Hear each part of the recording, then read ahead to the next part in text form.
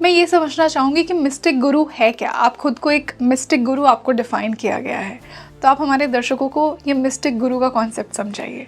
तो जब हमारी एक्सपेक्टेशंस ख़त्म हो जाती हैं किसी से, तो हम मिस्टिक हो जाते हैं।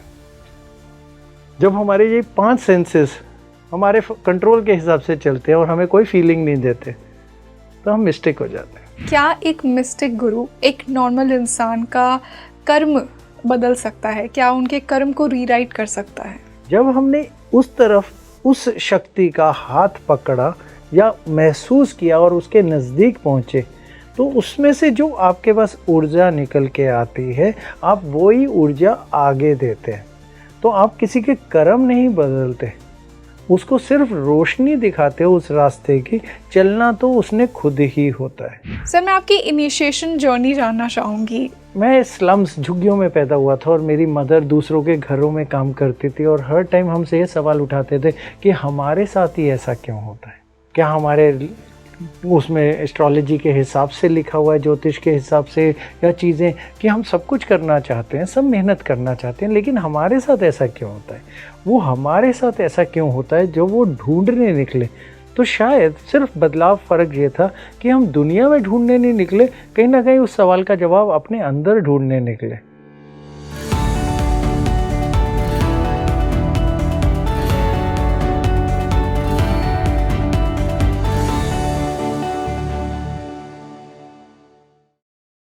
स्वागत है आप सभी का एक बार फिर से इंडिया के बेस्ट पॉडकास्ट स्पीकिंग ट्री पर, और मैं हूं आपके साथ रंगोली शर्मा।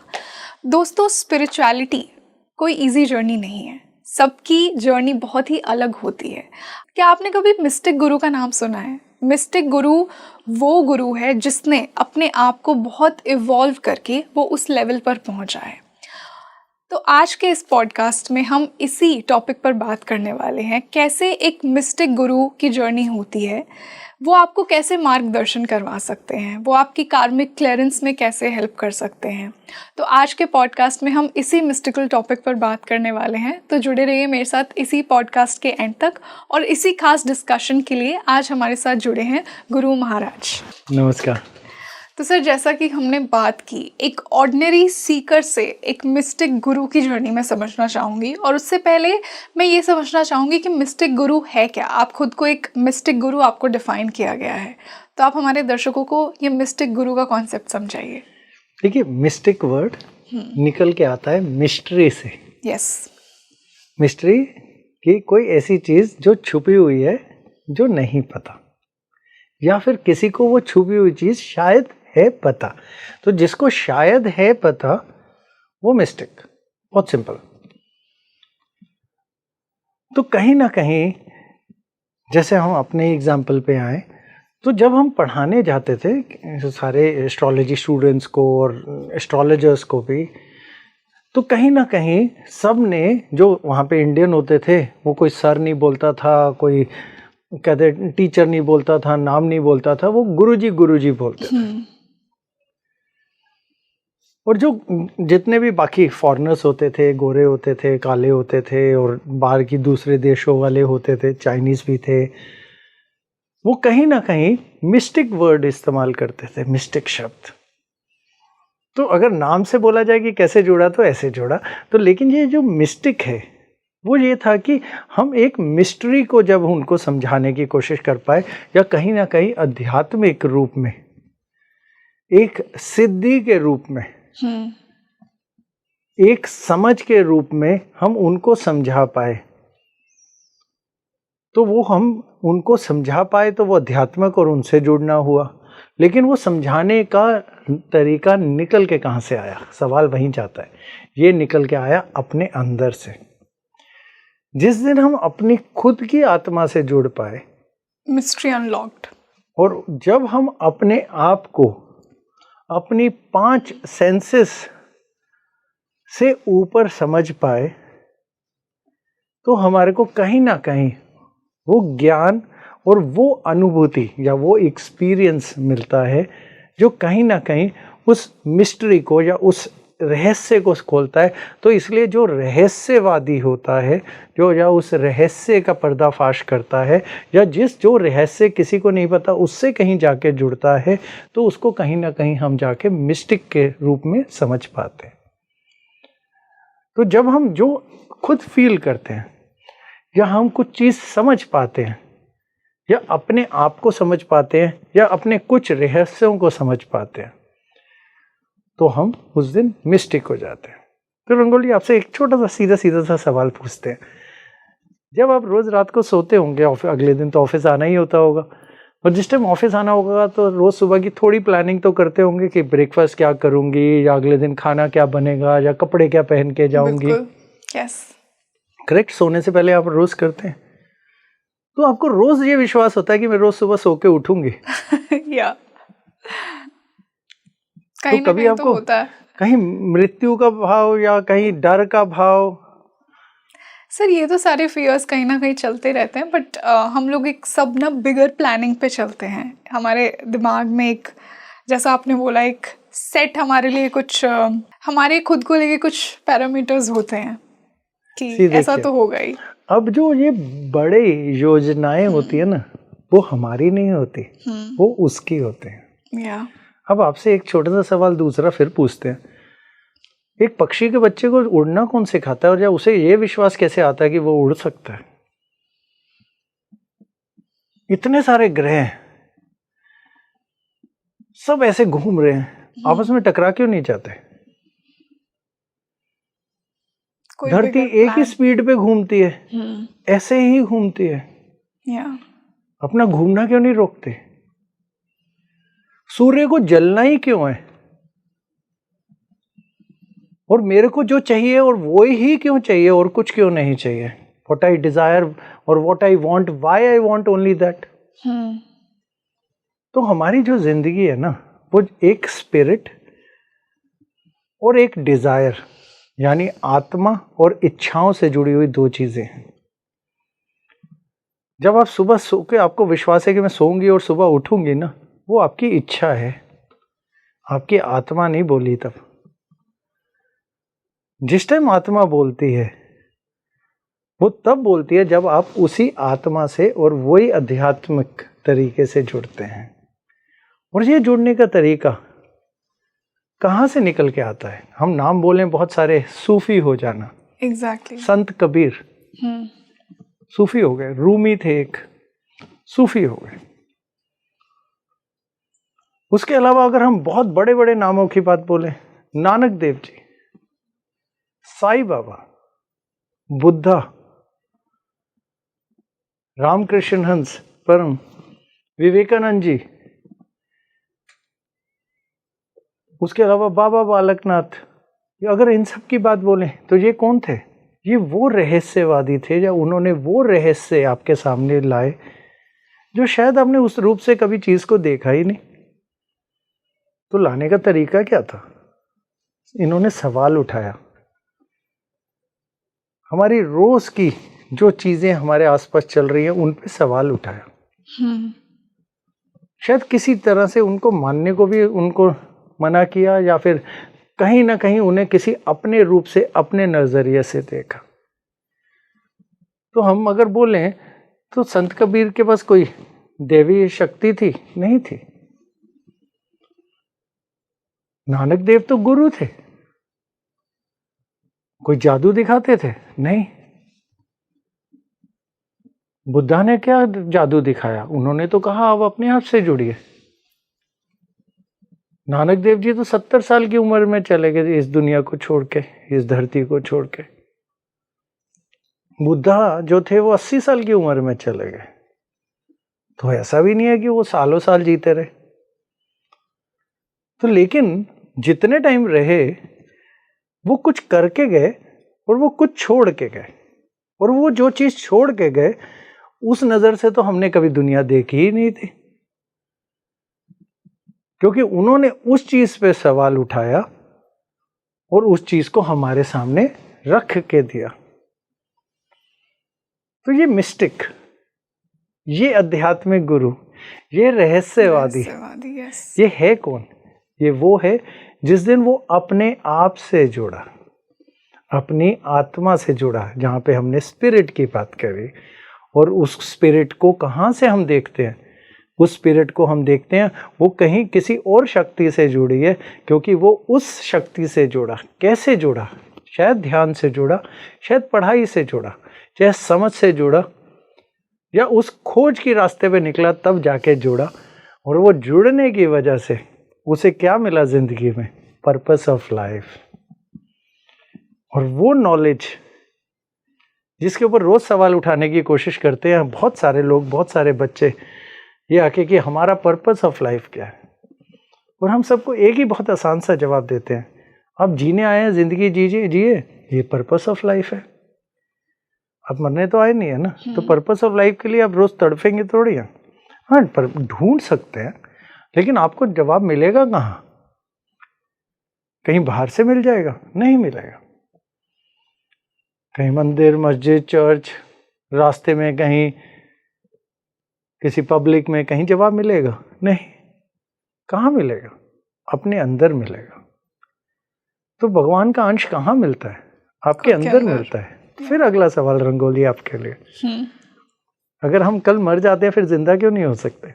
हर चीज की मशीन है हमारे पास। तो डेथ एक ऐसी चीज है जिसकी नहीं है अभी तक, आई गेस। वही तो पूछ रहे हैं, जिंदा क्यों नहीं हो सकते? ऐसी क्या चीज बदल जाती है? क्योंकि हमें पता नहीं होता ना उसके बाद क्या होगा, हमारे पास वो टूल नहीं है उसको अनलॉक उसके करने का। बाद का नहीं। आज आप मरे, आपके पास हर चीज की मशीन है। आपका दिमाग चलता है, आपका ब्लड चलता है, आपका दिल धड़का सकते हैं, आपके हवा में पूरा वेंटिलेटर लगा सकते हैं, हर चीज की मशीन है।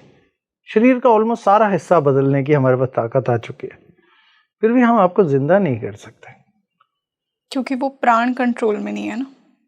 प्राण नहीं, ये वो अंश है जिसका है उसके पास क्या।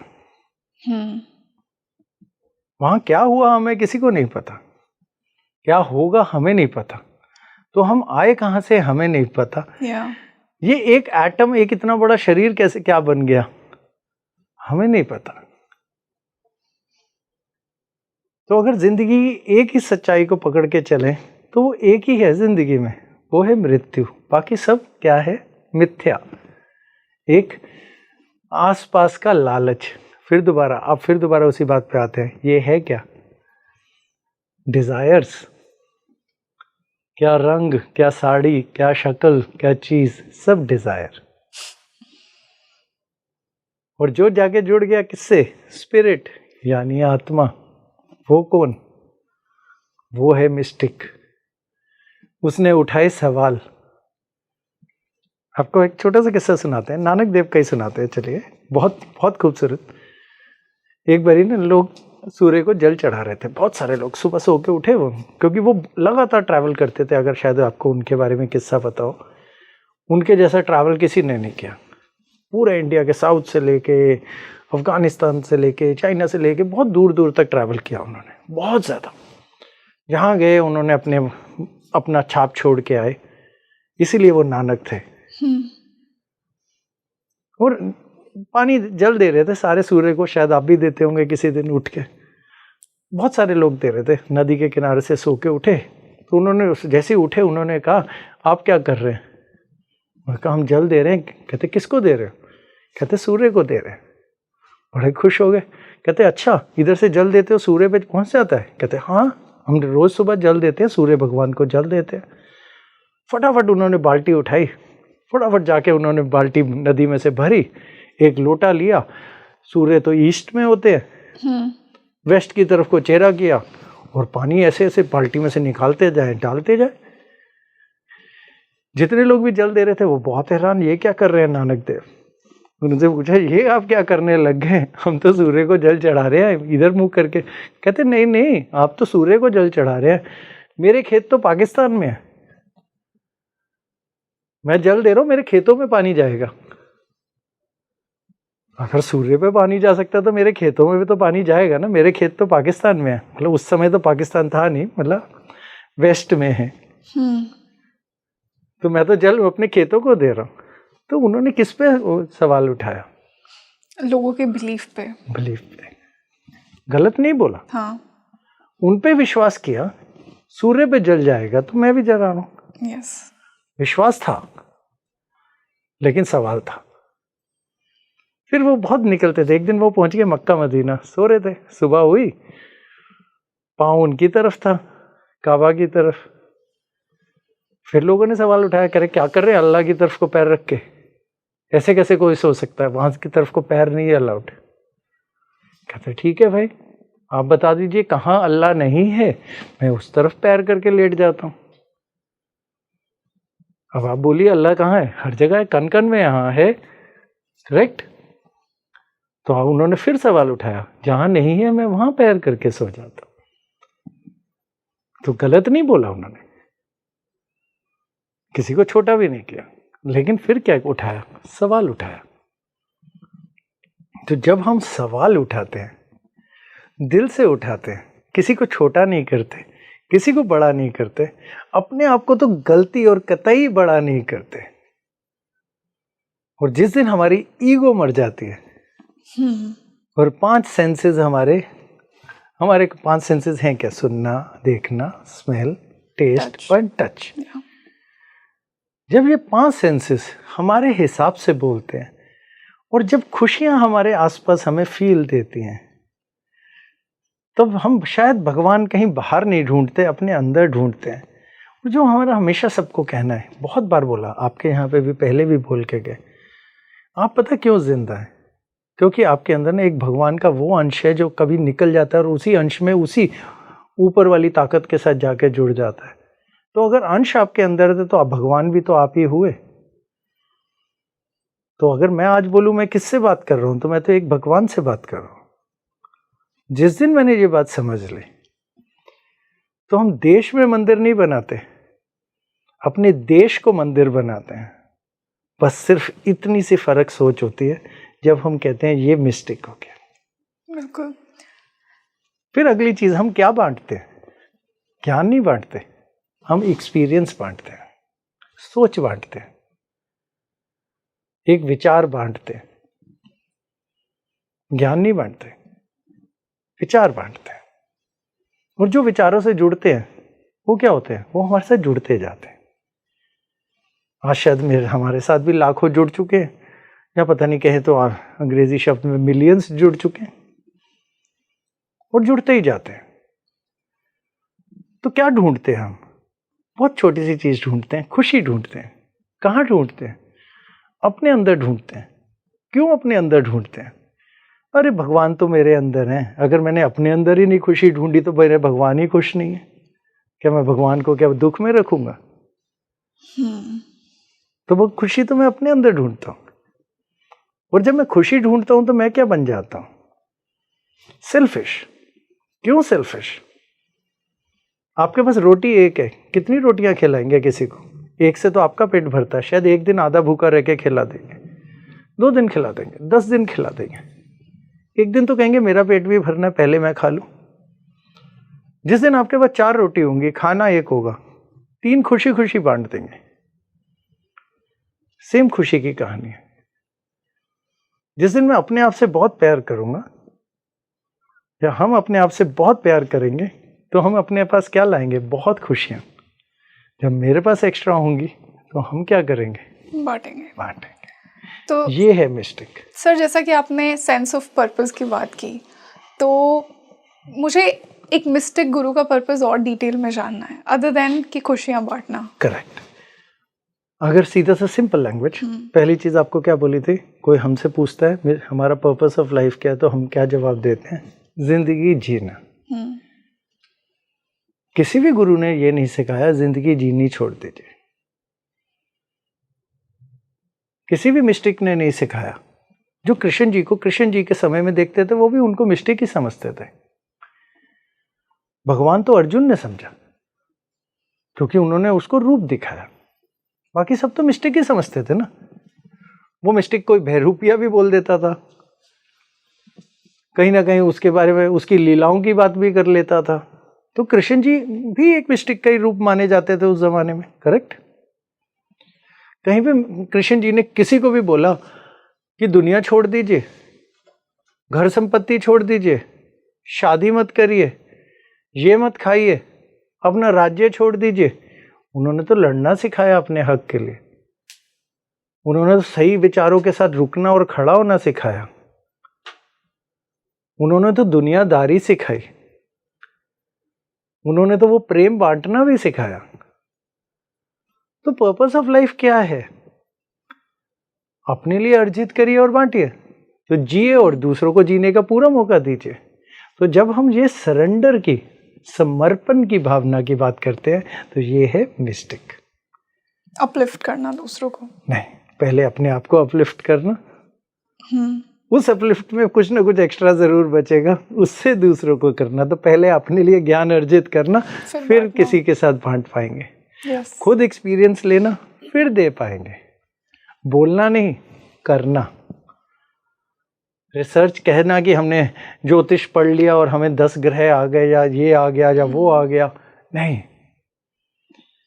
सबसे पहले अर्चित करना, रिसर्च करना, पढ़ाई करना, एक्सपीरियंस लेना। जब समझ लेना तो बता देना। जिसको चाहिए होगा ले लेगा, जिसको नहीं चाहिए नहीं लेगा। इसे कहते हैं बांटना। सर, जैसा आपने ईगो डेथ की बात की थी, तो मैं ईगो डेथ का एक कॉन्सेप्ट समझना चाहूँगी, और कैसे इस जर्नी में ट्रांसफॉर्म होने के लिए ईगो डेथ बहुत इम्पोर्टेंट हो जाता है। बिल्कुल सही बात है, बहुत बढ़िया चीज़ है। चलो आपको अच्छी तरह बताते हैं। अभी मैं आपको 2 मिनट में पहले अभी बहुत सारी गाली दे देता हूँ, आपको कैसा लगेगा? कैसा लगेगा?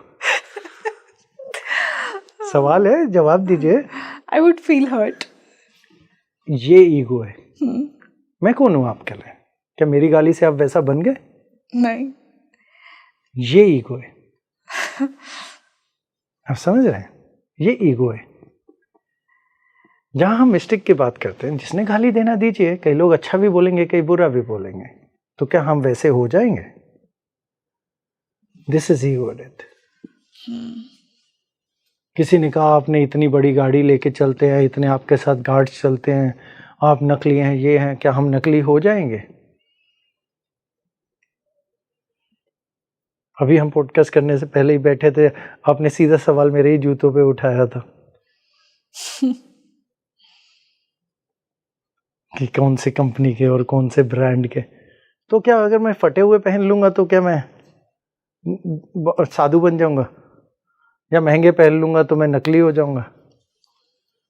ये ईगो डेथ है।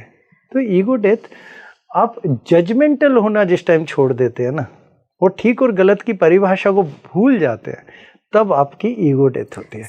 अब मैंने आपको ये बात बोली, ये आदमी मोटा है, ये पतला है, ये काला है, ये गोरा है, ये अमीर है, ये गरीब है, चलो बाकी चीज को छोड़ते हैं। अगर हम आपसे रामायण के समय पे चलते हैं, कैकेयी माता ने जो राम जी के साथ किया वो ठीक किया, गलत किया? गलत। आप जजमेंटल हो गए। लीला हो जाती राम जी की। राम जी की खुद की व्याख्या क्या थी? लक्ष्मण ने बोला था, पूरी की पूरी प्रजा हमारे साथ खड़ी है, पिताजी हमारे साथ खड़े हैं, हम तीनों भाई आपके साथ खड़े हैं, आपको कैकेयी माता की बात क्यों माननी है? तो राम जी ने ना बड़ा खूबसूरत जवाब दिया लक्ष्मण को। उसने कहा, देखिए, जितना मैं प्यार करता हूं ना कैकेयी माता से, और जितना मैं उनको अपनी ही माता समझता हूं, मेरे को पूरा विश्वास है वो मेरे को भी अपना उतना ही बेटा समझते हैं। मैंने अब तक इतनी उम्र तक, बड़ा होने तक, मैंने कभी भरत और मेरे में कोई फर्क नहीं देखा, उनकी आंखों में, उनकी बातों में। आज अगर उन्होंने मेरे से कोई चीज ये मांग ली है, तो इसका जो आगे का रूप है ना, वो कुछ और होगा। नहीं तो मेरी नजरों में वो मेरे लिए गलत नहीं चाह रहे, और जो इसके पीछे छुपा हुआ अर्थ है वो मेरे में देखने की क्षमता नहीं है। तो कुछ ना कुछ एक ऐसा अर्थ है जो वो उनसे करवा रहा है ये सब, जबकि वो है नहीं, है बहुत प्यारी, है तो हमारी माँ। और अगर वो कह रही हैं तो मेरा सवाल उठाना उचित नहीं है। तो मेरे को जो वो कह रही हैं वहीं चलेंगे, वो ही करेंगे। ठीक और गलत मैं तय करने वाला कोई नहीं। अगर वो कर रही हैं और मेरी माता कर रही हैं, मेरे लिए तो गलत करेंगी नहीं, तो वो तो ठीक ही कर रही हैं। अगर वो ठीक कर रही हैं तो पहली चीज, राम जी जजमेंटल नहीं हुए, उन्होंने ये तय नहीं किया ठीक क्या है और गलत क्या है। उन्होंने कहा वो भी जो कर रहे हैं ठीक है और जो मैं कर रहा हूँ वो भी ठीक है। तो तय कौन करेगा ठीक और गलत? अभी आपने जवाब दिया कैकेयी माता गलत थी। अगर वो गलत होती तो रावण आज भी जिंदा होता। कौन बचाता दुनिया को? तो ये लीला ही होनी थी। तो उन्होंने जो किया वो बिल्कुल ठीक था, इसीलिए लीला हुई और इसीलिए रावण मरा। नहीं तो रावण कहां से मरता? और आना क्यों था राम जी ने? वो तो आई रावण को मारने के लिए थे। लीला आती कहां से, होती कहां से? तो ठीक और गलत की जब हम जजमेंट छोड़ दें तब हम बनते हैं मिस्टिक। सर इसी से मैं ईगो और जजमेंट में डिफरेंस समझना चाहूँगी। दोनों में एक फाइन लाइन होती है। जैसा कि आपने बोला कि मैंने इसको बहुत जजमेंटल तरीके से अंडरस्टैंड किया, तो मैं उसी को समझना चाहूँगी, इन दोनों के बीच का डिफरेंस। बड़ा सीधी सी बात है। अभी राम जी कहते हैं कैकेयी माता गलत है, इसका मतलब वो हर्ट हो गए उनकी बात से। ईगो हर्ट होती है ना। अगर ईगो ही नहीं होगी तो हर्ट कहाँ से होंगे? सिंपल, 2 लाइन में 2 सेकंड में। आपने कहा कैकेयी माता गलत है। कहीं ना कहीं जो आपने कहानी सुनी वो कहीं आपकी ईगो को सूट नहीं करी, क्योंकि अगर आप स्टोरी लिखते तो शायद अलग लिख देते। मे भी सेंसिटिविटी भी हो सकती है। सेंसिटिविटी एक ही बात है ना। Ego is sensitivity. अभी हमने पहला सवाल क्या पूछा था? अभी हम आपको बहुत सारी गाली दें तो आपको कैसा लगेगा? आपने कहा बुरा लगेगा। बुरा किसको लगेगा? आपकी आत्मा को तो लगेगा नहीं। आप मेरे को जानते नहीं तो आपको भी नहीं लगना चाहिए, और मेरे बोलने से आप वैसे बन भी नहीं जाओगे तो आपको तब भी नहीं लगना चाहिए। फिर क्या लेना देना? हर्ट क्या हो रहा है? ईगो। तो क्या हमेशा ईगो ही हर्ट होता है? हमेशा, और कुछ होता ही नहीं हर्ट होने के लिए। और है क्या हमारे पास? इमोशंस। इमोशंस निकलते कहां से हैं? ईगो से। है ही क्या हमारे पास इमोशन? चलिए मैं अगला सवाल फिर दोबारा आपसे पूछते हैं रंगोली। कल समझ लीजिए जॉब नहीं है, चली गई। चलो दिन कोई अच्छे नहीं चल रहे, कार नहीं है, कुछ नहीं है, चले गया। आप क्या कहेंगे? बहुत खराब हो गया हमारे साथ। चलो इसको फिर दोबारा पलट लेते हैं। कल आपका किसी के साथ एक रिश्ता हुआ, अफेयर हुआ, बहुत अच्छा चला, 3 साल 4 साल अच्छा चला, फिर ब्रेकअप हो गया। वो चले गए अपने रास्ते, आप चले गए अपने रास्ते। आप कहेंगे हर्ट होगा, इमोशंस हर्ट हो जाएंगे। करेक्ट? इमोशंस नहीं, ईगो हर्ट हो गए। अगर क्योंकि आपने ये सोचा ही नहीं कि जब वो नहीं था तो आपकी जिंदगी में तो था ही नहीं कुछ, तो आपने गवाया क्या? जो एक्स्ट्रा मिला वही गवाया ना। 0 से नीचे तो आप गए नहीं, क्योंकि 0 से तो आप शुरू हुए थे, तो वापस 0 पे आ गए। तो इसमें गवाया क्या आपने? कुछ भी नहीं। जो मिला था वो तो सिर्फ बोनस मिला था, एक जर्नी के लिए आया था, आपके साथ चला और चले गया। उसकी जर्नी वहीं कंप्लीट हो गई। तो ईगो है कहां से आ गई? बुरा क्यों लगना है? मेरी जर्नी उसके साथ इतनी थी। तो जहां हमने अपने इमोशंस जोड़ दिए वो हमारी ईगो जुड़ गई। उसको वैसे ही करना था जैसे मैं चाहती थी। उसको तो मेरे साथ जिंदगी काटनी थी क्योंकि मैंने सोचा था। उसने मेरे साथ क्यों चीटिंग करी? मेरे को तो नहीं करनी थी, मैं तो नहीं करती थी। यही सब शॉर्ट्स आते हैं। बस यही फर्क है डिटैचमेंट वर्ड का। जब हम जोड़ देते हैं साथ में, जब हम डिटैच्ड हो जाते हैं तो हम मिस्टेक हो जाते हैं। तो जब हमारी एक्सपेक्टेशंस खत्म हो जाती हैं किसी से तो हम मिस्टेक हो जाते हैं। जब हमारे ये 5 सेंसेस हमारे कंट्रोल के हिसाब से चलते हैं और हमें कोई फीलिंग नहीं देते तो हम मिस्टेक हो जाते हैं। सर जैसा कि आपने फीलिंग की बात की, तो कुछ तो पॉजिटिव फीलिंग्स भी होती हैं। तो अगर हम फील ही नहीं कर रहे हैं तो we will become so mechanical. वो तो बहुत ही रोबोटिक्स वाली बात नहीं होगी कि हम कुछ फील नहीं कर रहे हैं। करेक्ट है, because mistake means connected with the higher energy, with yourself. But feel करना तो बहुत ही ह्यूमन टेंडेंसी है तो फील उसके अंदर एक ही बसता है। क्या? Happiness, that bliss, that peace. चलो रंगोली, फिर से आपसे एक और क्वेश्चन पूछते हैं। आप घूमने जा रहे हैं, अकेले घूमने जा रहे हैं, आपको कैसा लगता है? अच्छा लगता है। I enjoy my company. Perfect. इसका मतलब आप अपने आप को पसंद करते हैं, आपको अपने आप से प्यार है। अगर आप मेरे को ये बोले मेरे को अच्छा नहीं लगता, अकेलापन फील होता है, तो इसका मतलब आप कैसे हैं, आपको अपनी स्टोरी में आप खुद ही हीरो हैं, आप ही खुद ही हीरोइन हैं, और आप अपने आप को ही नहीं पसंद करते, यानी आप अपने आप से दोस्ती नहीं कर सकते, तो आप किसी और से क्या दोस्ती करेंगे। बिल्कुल। तो जब हम अपने दोस्त खुद बन जाते हैं और अपने अंदर वही पीसफुलनेस और अकेलेपन से बाहर आ जाते हैं, तो अपनी स्टोरी के हीरो भी हम होते हैं, हीरोइन भी हम होते हैं, और स्टोरी भी हम ही ने लिखनी होती है, और फिर हमारी जिम्मेवारी भी हम पे ही होती है, और फिर भी घटिया स्टोरी लिखते हैं तो हम आम आदमी बन जाते हैं। और जब वो स्टोरी के परे होके हम उसमें मगन होके चलते हैं तो हम सूफी हो जाते हैं, और कहीं ना कहीं वही मिस्टिक बन जाते हैं।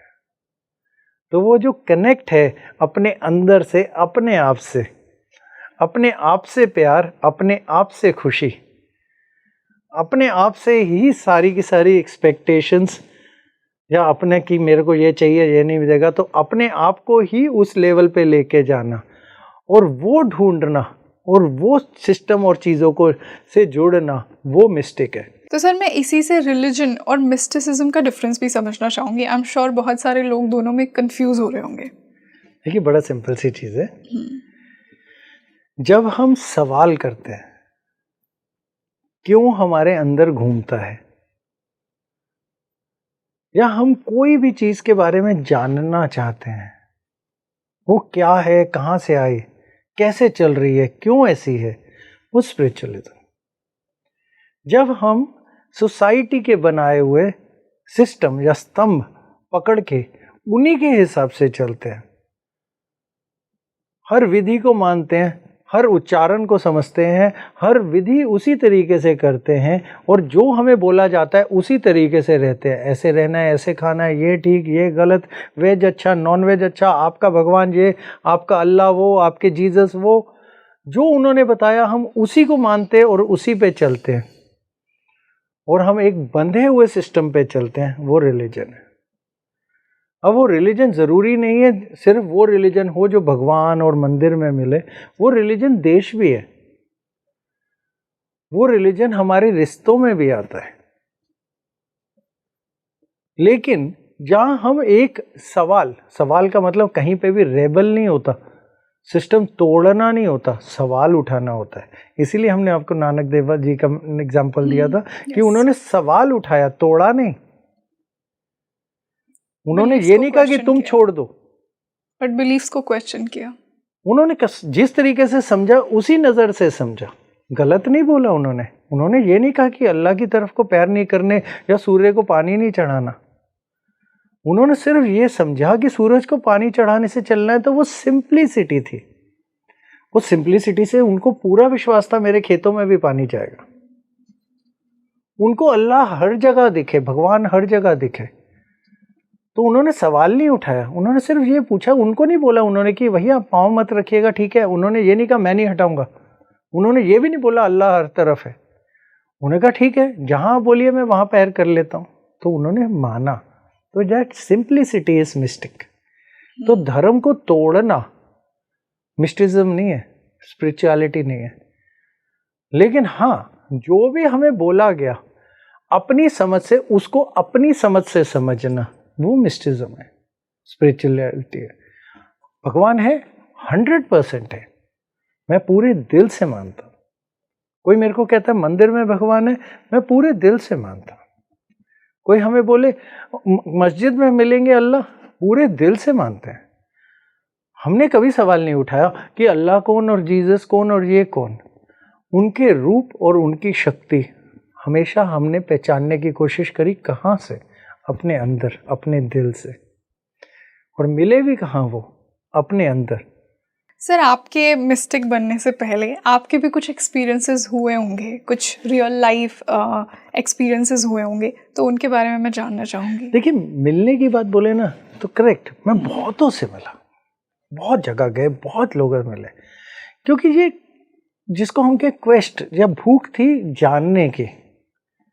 कुछ ऐसी कहानियां भी आई जो सुनने में बहुत असली लगती थी या कहीं बहुत नकली लगती थी।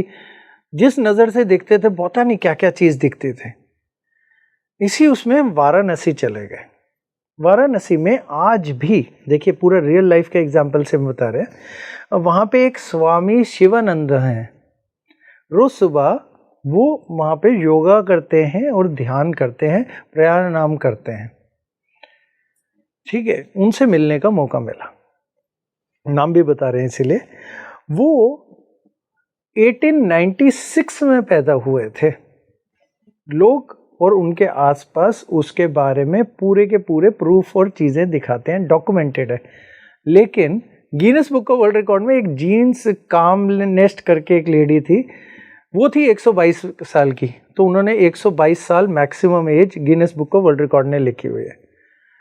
अब इन्हीं बाबा जी की अगर हम बात बोलें तो ये कितने साल के हुए अगर 1896 के अंदर हम चले जाएं? 129 साल।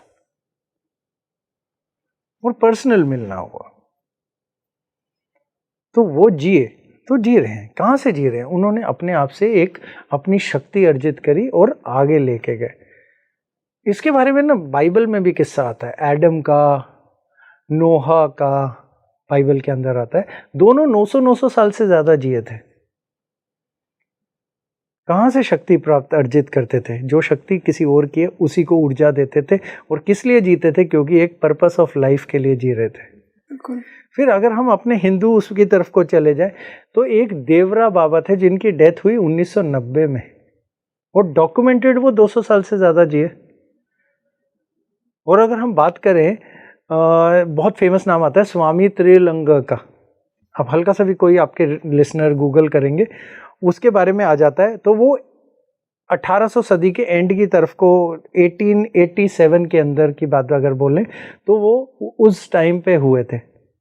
उनके बारे में बड़ा क्लियरली लिखा आता है, 250 साल तक जिए थे। तो हमारी हिस्ट्री में बहुत सारी ऐसी चीज़ें हुई जो शायद वेस्टर्न वालों से मैच नहीं करती। फिर से आपसे सवाल पूछते हैं, सबसे पहला प्लेन कब उड़ाया गया? राइट ब्रदर्स ने उड़ाया। बिल्कुल गलत जवाब। उससे 25 साल पहले हमारी मुंबई चौपाटी पे उड़ाया गया। तो ये भी आप गूगल करके देख लीजिएगा, आपके लिसनर गूगल कर लेंगे और उसके अंदर देखिएगा।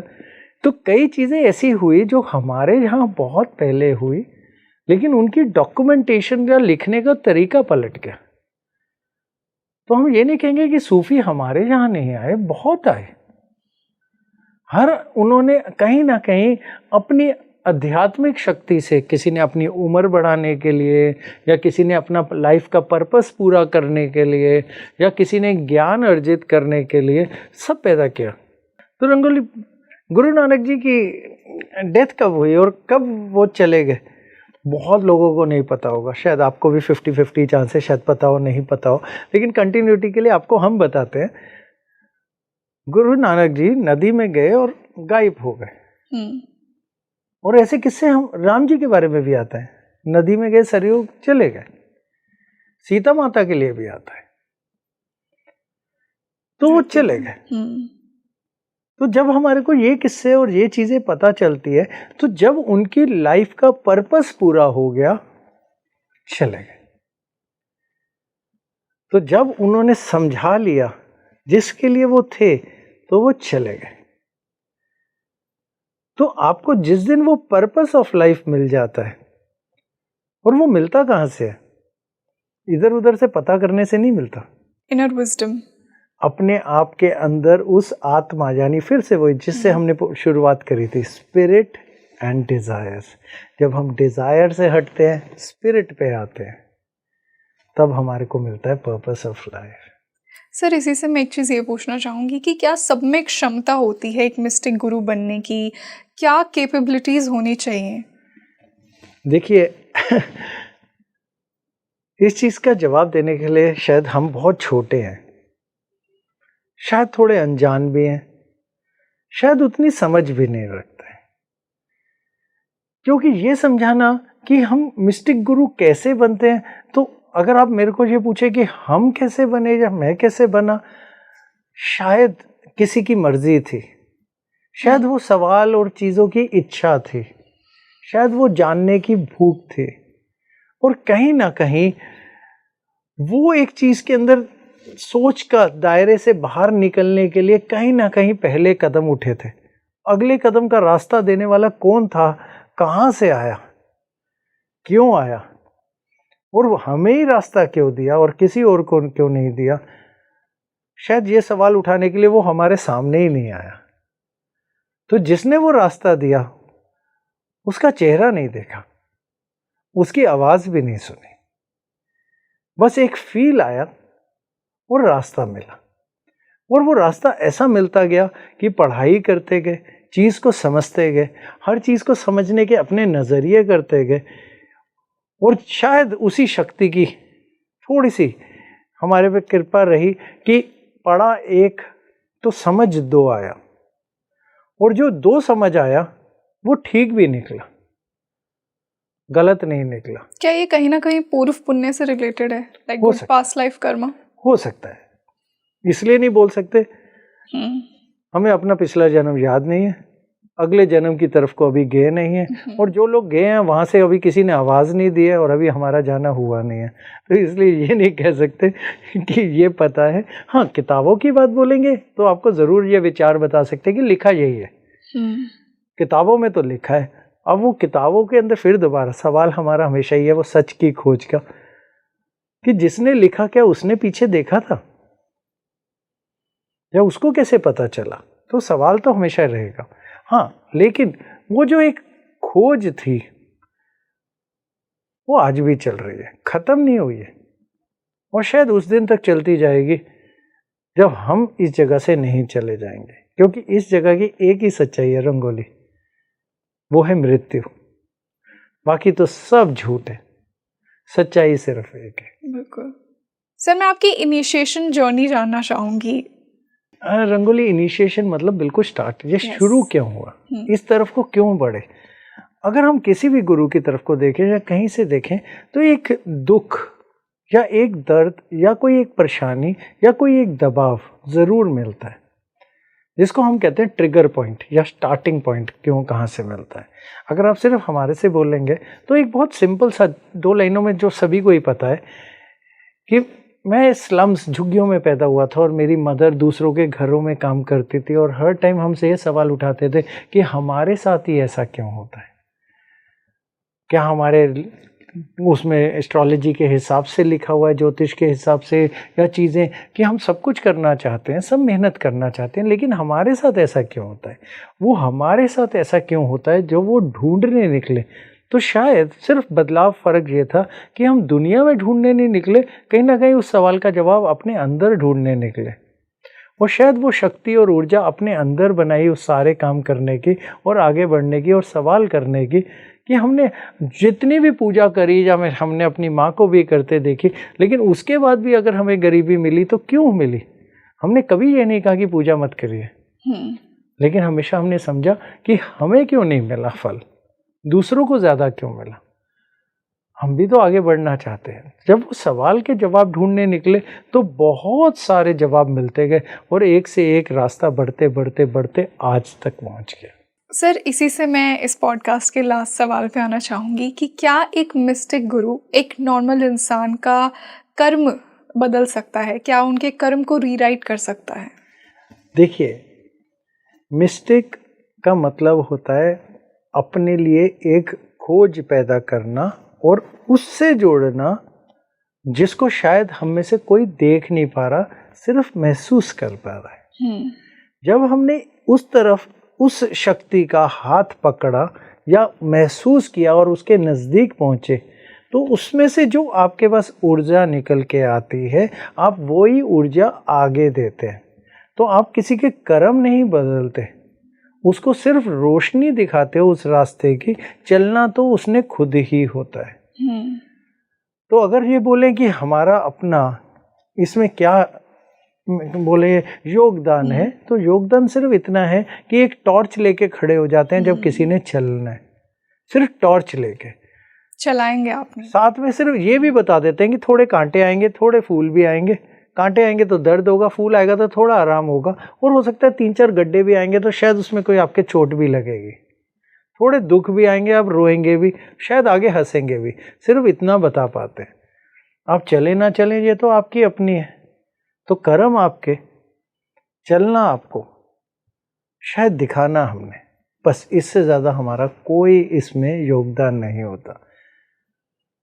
तो अगर हम ये बोलें कि हम ही करते हैं, तो ये तो आपने फिर दोबारा अपने ही सवाल को कटवा दिया कि ईगो डेथ कहाँ से आ गई। ये तो ईगो हो गई, हम ही आपको चलाते हैं, हम नहीं चलाते हैं।